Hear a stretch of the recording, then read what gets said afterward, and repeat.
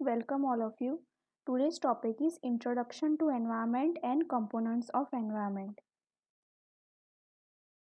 Let's see what is environmental science. So it is the systematic and scientific study of our environment and our role in it.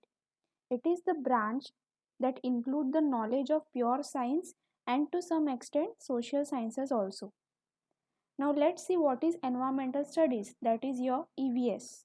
It is a branch of study concerned with environmental issues. It has a broader coverage than environmental science and includes the social aspects of the environment. Let's see what is the definition for environment. Different philosophers and environmentalists have given different definitions for environment. Let's see some of them. So first definition is all the living and non-living factors affecting an organism and ultimately determining its form and survival is known as environment. Then environment can also be defined as the complex of physical, chemical and biotic factors which are affecting an organism and ultimately determining its form and survival is known as environment. In short, environment includes all the external factors which influence the life and activity of people, plants and animals. So whatever the things surrounding us is known as environment. Next term is ecology. So ecology is derived from two Greek words, that is oikos and logos. Oikos means house or dwelling places and logos means study of. So ecology simply means study of organisms with respect to their house or dwelling places. Next is ecosystem. So ecosystem can be defined as natural functional ecological unit which comprise of living organisms and their non-living environment which interact to form a self-supporting group is known as ecosystem. Let's move to the components of environment. So environment can be classified into various physical components like atmosphere, hydrosphere, lithosphere and biosphere. Atmosphere is related to air, gases. Hydrosphere is related to the water bodies, lithosphere to the earth's surface and biosphere with the living organism present on the earth. Let us see one by one in detail. So first is atmosphere.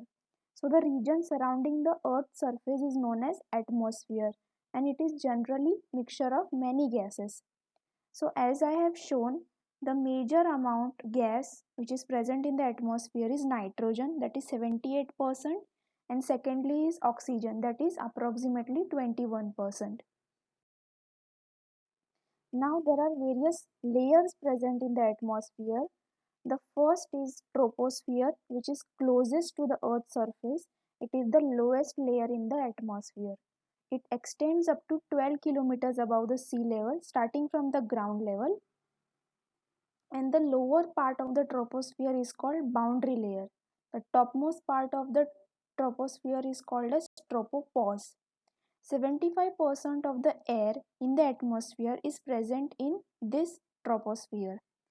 Most of the clouds which appear in the layer because 99% of the water vapor in atmosphere is found in this layer. Temperature and pressure drop as you go higher in the troposphere.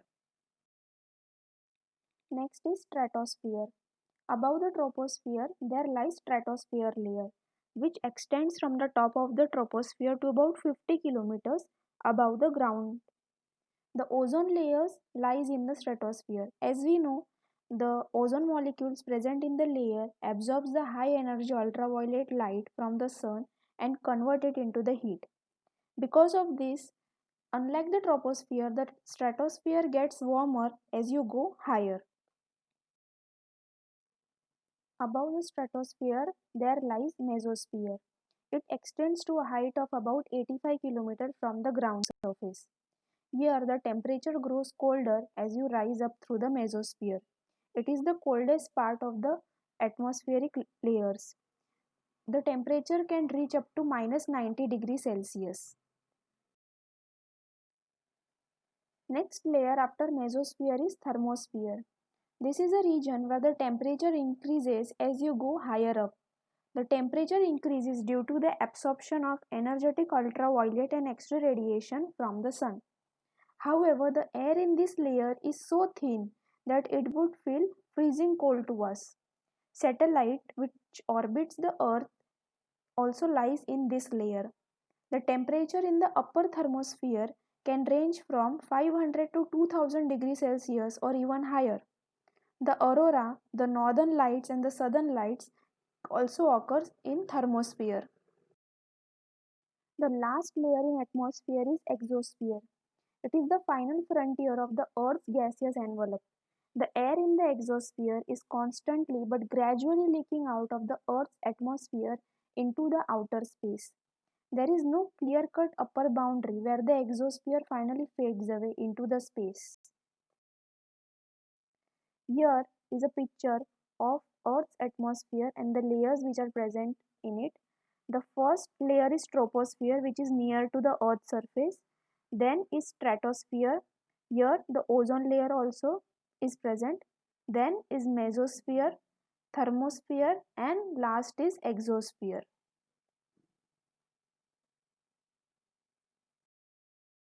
Now let us start with other component, that is hydrosphere. All the water bodies present on the earth such as oceans, rivers, glaciers, lakes, ponds, etc. are hydrospheres. The hydrosphere or the water sphere, which are mostly present, are present on the depression of the earth's surface. Some amount of water is also found in rocks, and much of them exist in the form of water vapor in the atmosphere. The ocean represents about 71% of the globe and therefore contains the greater amount of water. The average depth of the ocean is about 3,800 meters. The total volume of the world's ocean is about 1 to 4 billion cubic kilometer, which holds 97% of the world's free water, and only 3% is remaining. From the 3%, 2% is locked in the ice sheets and in the glaciers, and only 1% is being used on the day-to-day basis in our life. Sea or ocean water is the solution of salt whose constituents have maintained more or less fixed proportion over a considerable span of geological time. In addition to their importance in the chemical environment of marine life, these salts also make up a vast storehouse of the mineral matters. Let's move on to the third component of environment, that is lithosphere. It is the uppermost part of the earth crust and it is known as lithosphere. It includes soil, its particles, rocks, metals, etc. As you can see in the picture, the innermost layer or innermost portion of the lithosphere is called as inner core, then outer core, then comes the mantle, and the upper one is the crust.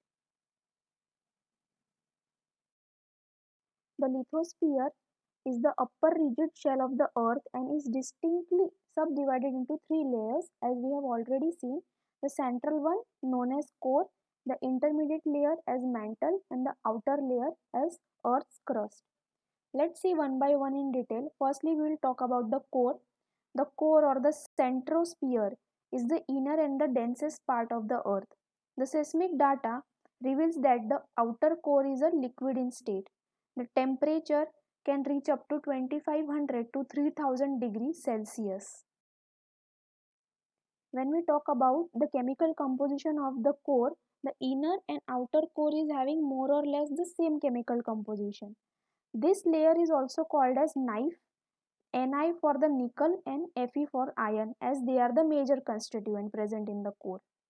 Then second layer, that is mantle, which is the largest intermediate layer which is between the crust and the core. It comprises majorly of the earth's inner part, earth's mass. The upper mantle is primarily composed of iron, magnesium, silicate such as olivine, pyroxenes and garnets. The lower layer of mantle consist of dense varieties like mineral oxides with the predominancy of silicon oxide. The temperature reaches 1000 on the border between the crust and the mantle. Let's talk about the third most layer, that is the crust. The Earth's crust is the upper solid part of the Earth consisting of magmatic, metamorphic and sedimentary rocks with the thickness that varies between 7 to 70 to 80 kilometers. The crustal layers represent the most active layer of the solid Earth, the sphere of activity of all the geological processes. The Earth's crust is also having some series of plates which are carried by the silica and aluminum rocks. The crust of the continental type consists of three layers, that is sedimentary, granitic and basaltic ones. The oceanic crust differ from the continental variety in that its thickness is considerably smaller than the continental type. Let's come to the last component of the environment, that is biosphere. Biosphere means the life living organism which is supported by the earth's mantle, that is lithosphere, in atmosphere and even in the hydrosphere. The region of the earth where the life exists is known as biosphere. The biosphere came from the Greek word bios, which means life. It is also known as ecosphere. It can also be termed as the zone of life on the earth in a closed system and largely self-regulating.